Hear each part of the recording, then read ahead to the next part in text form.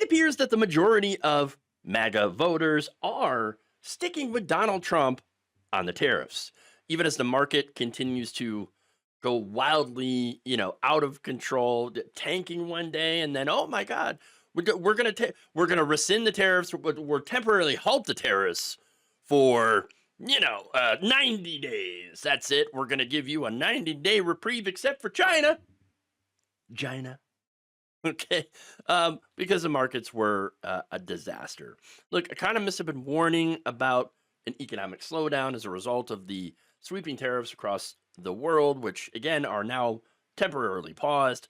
That said, those warnings are being ignored by Trump's biggest backers, and they see this as a broader vision for the U.S. economy, and they're okay with some potential short-term pain, which continues to be delayed and delayed and delayed. So, okay.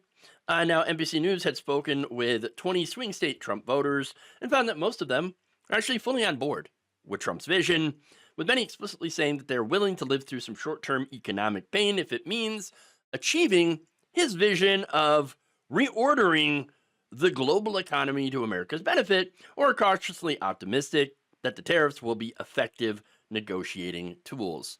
As we saw today, there wasn't really a whole lot of negotiation as Trump just paused them. Okay.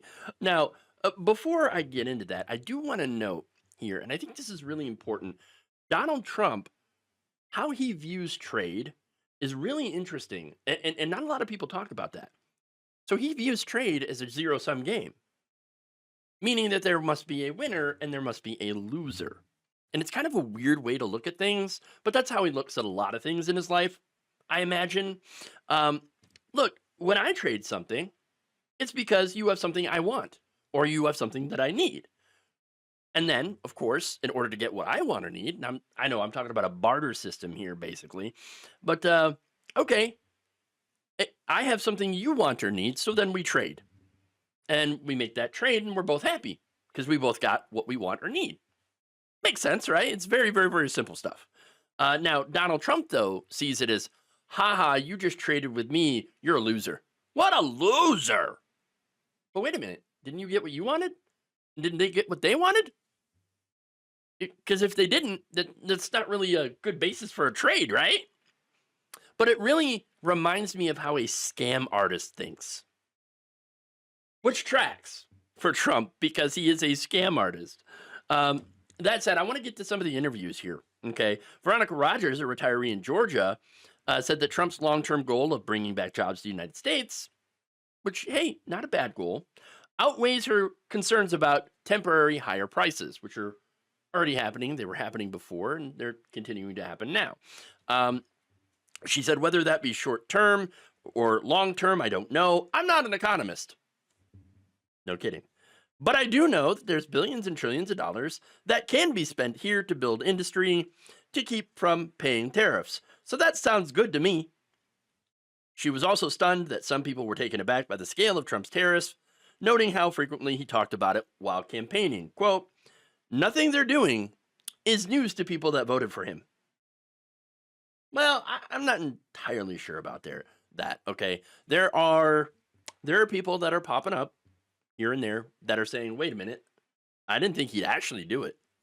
Yes, sure, he talked about the tariffs, but I didn't think he'd actually do it. And I didn't think that it would hurt me. I didn't think the leopards would eat my face. And I'm talking about farmers there.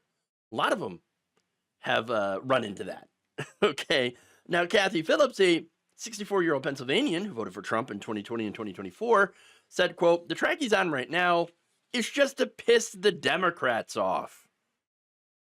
Gotta own the libs. And I think it's kind of working. You sure? But no, I'm really not too happy with the way things are going right now. He's really gone off the wall. We're scraping pennies together. I know how hard it is for us, she continued. I can't imagine how hard it is for seniors who are even older than us. Something's gotta give somewhere. Interesting. Most are still on board, though, and are saying, yes, this is exactly what we voted for. Quote, this is Melanie Renaud, a 52-year-old dental hygienist from North Carolina, saying, I feel like Everything that I voted for has come to fruition already and more. Really? Did we beat the woke? I don't know if we have. Okay. So I don't know if it was a real thing to beat. But anyway, she said this trade war has to happen in order for fair trade to happen. And once fair trade is accomplished, I think prices will even back out.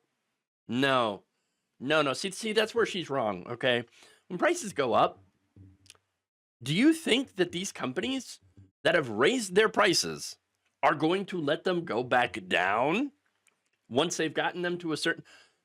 It's like she completely missed what happened on COVID.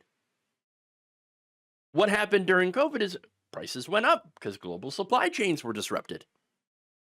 And then they never went back down, even though the supply chains went back to normal. So, no, it's never going to go back down. Once it goes up, it ain't coming back down. So, no, that's a disaster. That's why it's a good thing to try to avoid it going up in the first place. And that's what these trade wars, have been doing.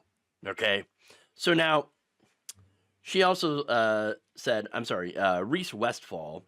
That was that last quote actually. Said there's a lot more to this than just the price of everything. But that's the thing that we see. Okay, that's the thing that affects us the most. Now, some of them do point to local factories that have moved jobs overseas to argue that we need drastic steps to bring jobs back to the United States. Others believe that some of the Sky have tariff rates are hard-edged negotiating tactic aimed at compelling the countries to make immediate concessions that will help the American economy in the long term. Well, again, that didn't happen. Those tariffs were just delayed, except for all countries except for China. Okay. Now, others said that this is a needed response to an economy they believe is not working for them. To which I say, wait, hold on. Yes, the economy is not working for us, which is why we need more labor rights. We need higher wages. Okay. You're not getting that with Donald Trump and these Republicans. And you're never going to. Okay. So that's one of the problems here. Now, here's the other thing. I understand these arguments. This really does illustrate the pain of the working class. And I do have to call out Democrats for not really addressing a lot of that. Okay. I mean, think about it. A lot of these job losses, factory losses, manufacturing is a result of Democrats shifting right in the 90s and doing free trade, NAFTA, CAFTA, permanent trade relations with China. And all these free trade deals allowed corporations to go overseas and exploit labor. That's a real issue. That is real pain. And a lot of people do want some kind of action. I live in the Rust Belt. I have seen this in person. What happens to companies when, or I should say, what happens to towns, cities, when companies outsource, when they leave. I worked at a place that eventually shut down and went to Mexico because labor was so much cheaper there at the time. The town that the factory was in, it fell apart after they left. They were a major employer. And so as a result, you had lots more unemployment, you had more crime, you had more drugs. So I understand the concerns and I agree with a lot of these concerns. I don't agree, however, with their solution, which is to elect a narcissistic conman. Now, Donna J., 55, who declined to give her last name, said that while her part of North Carolina had a long history of textile mills, like the one in which her grandfather had worked, the town had, quote, basically folded in upon itself once that factory closed. And look, it ain't coming back, okay? But she says, what you get used to sometimes is the very thing that will kill you. She said of how the globalized economy has hurt communities like hers. She said Americans need to learn some patience and understand this for the betterment of everyone. And called the tariffs an example of Trump's promises made, promises kept, except that he didn't really keep the promise now, since he keeps delaying these tariffs whenever Republicans get spooked. Okay, so that is, again, another 90-day reprieve here.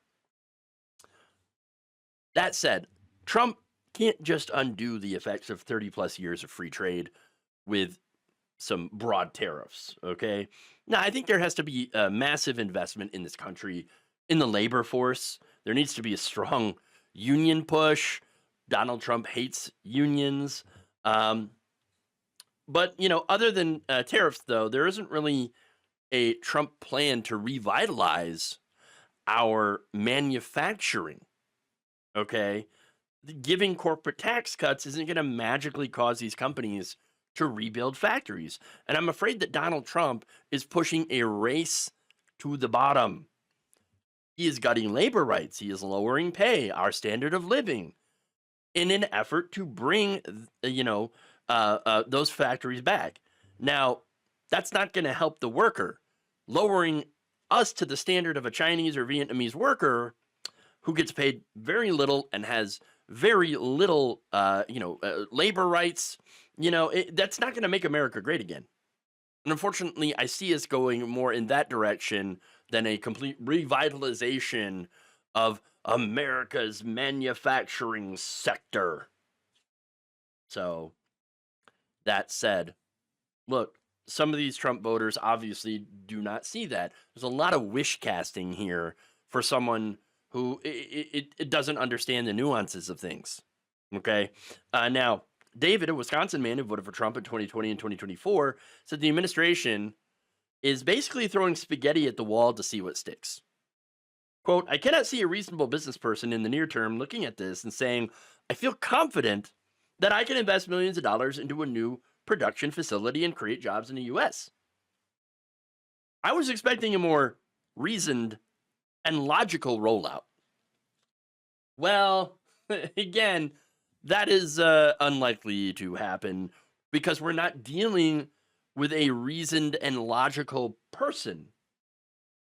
Now, David said that, look, hey, I voted for Trump because of the economy, okay?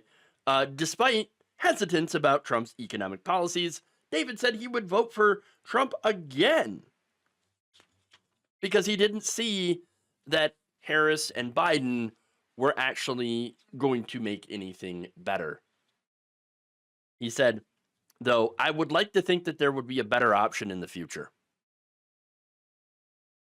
Yeah. So now another Trump voter who declined to give his first or last name because of concerns about harassment or retaliation said, I now see my vote for Trump as a big mistake. The 64-year-old Arizona man said his retirement savings have fallen 35% in recent weeks and may now have to delay his retirement. Quote, it's happened without any reasonable explanation. I don't understand how to declare a trade war in the world, how to betray the allies. I can't understand it. Look, he doesn't know what he's doing. And none of what he's doing is inspiring any sort of confidence in the markets going back and forth on these things. Okay. Now, like I said, we got good news today, right? 90-day reprieve on the tariffs. But then what's going to happen in 90 days? Yeah. We don't know. So markets love stability, and that is what we do not have with Donald Trump. Okay. Now, funny enough, many of the Trump voters who spoke to NBC News said that they didn't think the tariffs would last. Okay. But predicted that they would compel other countries to come to the negotiating table. Well, I don't think that happened because you had a report from Politico on Tuesday saying that Trump has basically been ghosting all of these world leaders. And then the next day, just put more tariffs on China, but lifted it on everyone else. So I don't know. But a lot of them, though, are personally, apparently willing to be harmed by his trade policies. One said, this is Jody L., a 62-year-old from Michigan, saying, I'm willing to not look at my 401k numbers on a daily basis. I'm willing to trust President Trump that it will turn around. I'm willing to take the knock if that's what it takes for the long term. Sherry Barris, a 67-year-old Republican from Pennsylvania, said this. I trust President Trump that in 6 months, a year, we'll start seeing a difference. I don't know about that. I mean, okay, I'm pretty sure we will see a difference, but that difference doesn't mean good. Okay. So there's that. The last few times the United States tried doing these blanket tariffs, it has led to either a recession or a depression, and we were just about there. So it's insane to think that this will turn out any differently. But apparently, and I'm not even sure if, there will any pain that these Trump voters experience will change their minds. There are people that are in the cult that are putting more trust in someone like Donald Trump than they are in economic experts, people who know this, who do this for a living. And that, I think, is just incredibly damaging. When people trust a con man grifter more than people who are experts, when this level of anti-intellectualism gets to such a high degree that nobody trusts experts anymore, that's a terrible, terrible thing for our country and for the world. Thank you for watching. If you enjoyed this video, please like, share, subscribe, hit the bell icon in order to get notified whenever a new video is released. And if you want to support independent, progressive media through this difficult time where it seems like everybody is shutting down, you can become a member on our YouTube page, you can become a subscriber on Facebook, or you can go to my Patreon. It's patreon.com/Jeff Waldorf. Thank you.